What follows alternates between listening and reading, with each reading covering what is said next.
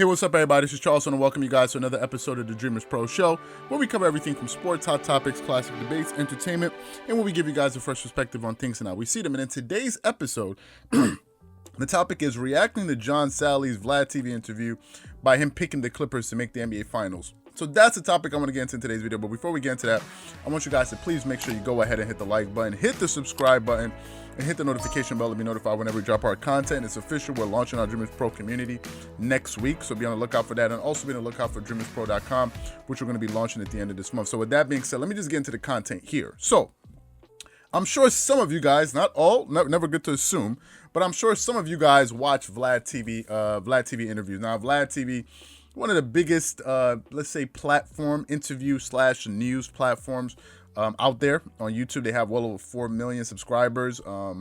It's a pretty big platform. They have a pretty big website. I think they're also big on Facebook. And Vlad interviews pretty much every type of person. He interviews fighters, entertainers, singers, former athletes, basketball players. And in this case, one of his regulars on the show doesn't come as much as others, like a Michael Jai White, for example.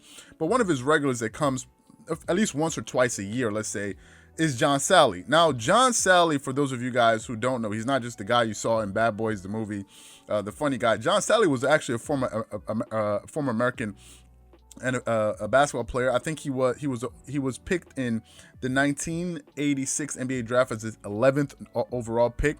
He played with the Detroit Pistons. That was the first team he played with. He was selected by the Detroit Pistons as a number 11 pick as a power forward, and he played with that Bad Boys Piston team. He was there. He was a part of that team. So you can imagine how long the guy's been in the NBA. Then he played with the Miami Heat.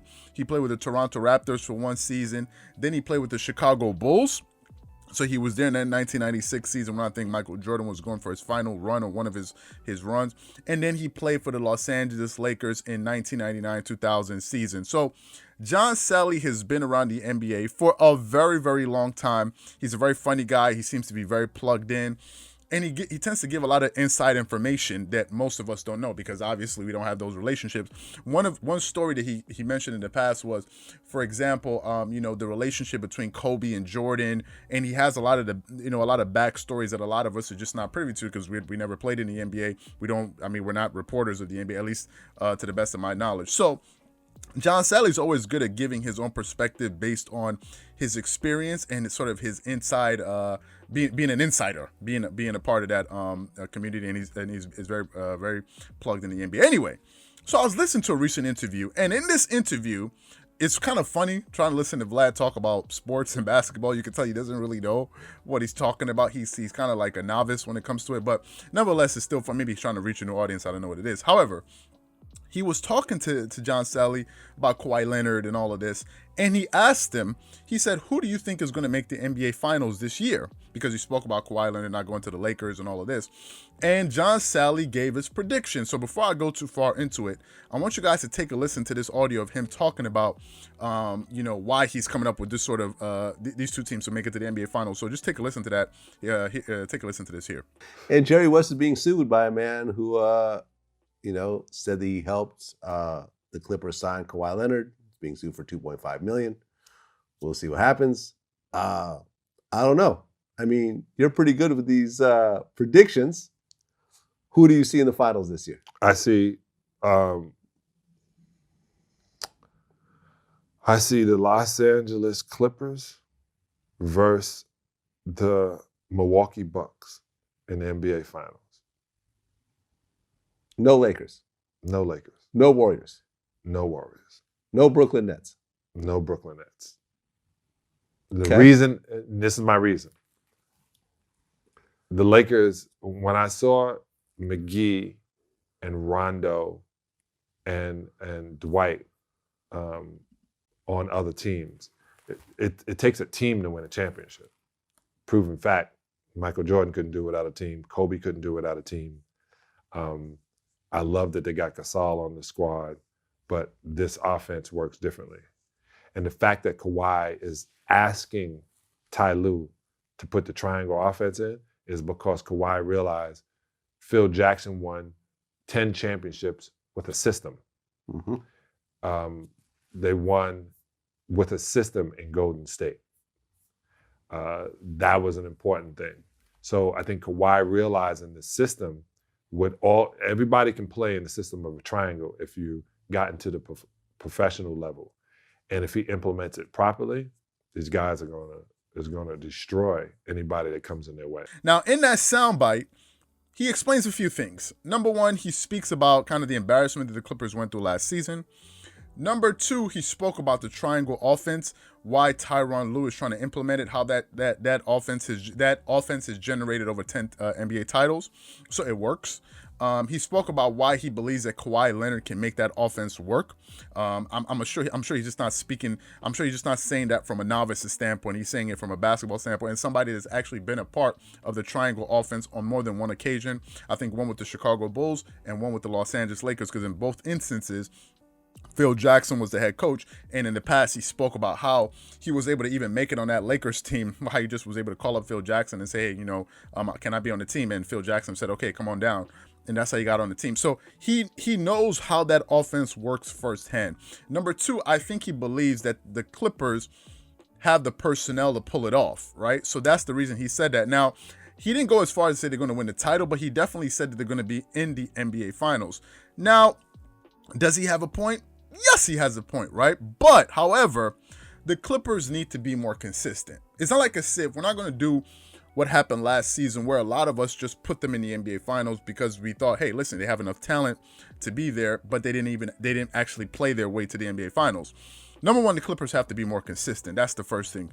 The Clippers tend to be up and down. They tend to be very, very good and sometimes just flat out disappointing, right? There are a lot of losses that they had on their record this season. They're just inexcusable. For example, the last loss that they had against the Golden State Warriors, right? Now, they had played them 2 times in a row. They beat them prior, the first game that they met. And in that game, I think they had a lead. They lost and they regained it. They regained their composure and were able to come away with the win in that game. So fine, kudos to them. But in that last game, again, it was just kind of like they just fell apart and then they lost that game and then it just brought in a whole bunch of criticism. And I already let my thoughts, I made my thoughts clear about Lou Williams and all these other things. So the Clippers, number one, need to be more consistent. Number two, they need to play better down the stretch, right? And now I'm kind of laying that at the feet of Kawhi Leonard.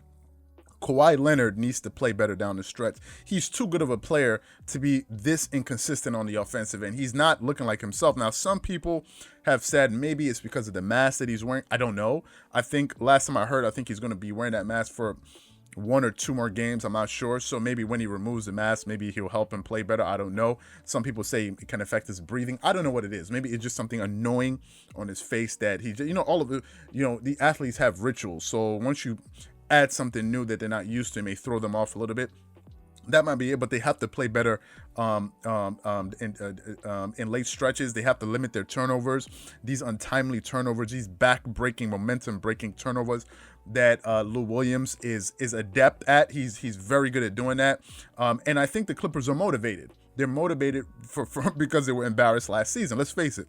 After blowing that 3-1 lead, the Clippers have been ridiculed to kingdom come. Paul George has been the butt of the NBA jokes all off season long, given the fact that Patrick Beverley and these guys were trash talking Damian Lillard and the whole 1, 2, 3 Cancun kind of thing, and then around a series later, you're being eliminated from the playoffs. So the Clippers have been embarrassed, and I think they're motivated because this thing is kind of haunting them not performing well, and that's one of the points that John Salley alluded to, that they have to get this monkey off their back because people have been ridiculing them up and down, and for that reason alone, he believes that team is going to be motivated. And I believe that they're going to be motivated. However, they have to clean some things up. It's not like as if John Salley predicts that the Clippers are going to make it to the NBA Finals, and then all of us throw up our hands and say, hey, they're going to be in the Finals, and then we have another letdown. No, the Clippers actually have to play their way to the NBA Finals. But do they have a chance? Absolutely. Is he right with the things that he said? Absolutely. Now, funny thing was, I looked at the video,